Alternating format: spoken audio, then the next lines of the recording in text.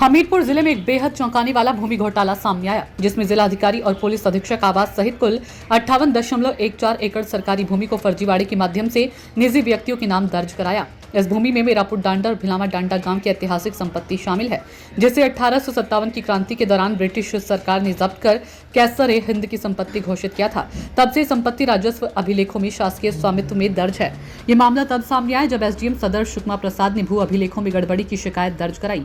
जांच में स्पष्ट हुआ कि तत्कालीन अधिकारियों ने मिली भगत कर नजूल भूमि के रिकॉर्ड में छेड़छाड़ की और उसे निजी व्यक्तियों के नाम चढ़ा दिया। इस पर एफआईआर दर्ज कर तत्कालीन एसडीएम, तहसीलदार, नायब तहसीलदार, लेखपाल समेत 13 लोगों को नामजद किया। नामजद लेखपाल राजकिशोर को तत्काल प्रभाव से निलंबित कर दिया गया और बाकी आरोपियों के विरुद्ध भी कठोर कार्रवाई की तैयारी है। इतिहास बताता है कि भूमि 1857 के विद्रोह के बाद माधव राव और नारायण राव की कोठी के साथ जब्त की गई थी। 1877 के बंदोबस्त में उनके वारिस गोविंद राव की आपत्ति को निरस्त कर दिया गया, क्योंकि ये भूमि पहले ही सरकारी घोषित हो चुकी थी। बावजूद इसके 1962 से 1964 के बीच 3 बार प्रयास कर इसे आकृषित घोषित कराने की साजिश की गई, जिसमें तत्कालिक लिपिक ओम प्रकाश अग्रवाल की प्रमुख भूमिका सामने आई है। उन्होंने लेखपाल, कानूनगो, तहसीलदार और एसडीएम के साथ मिलकर फर्जी रिपोर्ट और झूठे दस्तावेजों के सहारे सरकारी भूमि को निजी बताने की कोशिश की है। 1978 में जब सरकार ने उक्त भूमि का अधिग्रहण किया तो मुआवजा निजी व्यक्तियों को दे दिया गया, जिससे सरकार को भारी आर्थिक क्षति हुई। इस मामले में 1994 में तत्कालीन तहसीलदार रफीक अहमद द्वारा आईपीसी की धाराओं 117, 420, 467, 471, 415, 218 के तहत एफआईआर दर्ज कराई गई थी और चार्जशीट न्यायालय में प्रस्तुत की गई थी।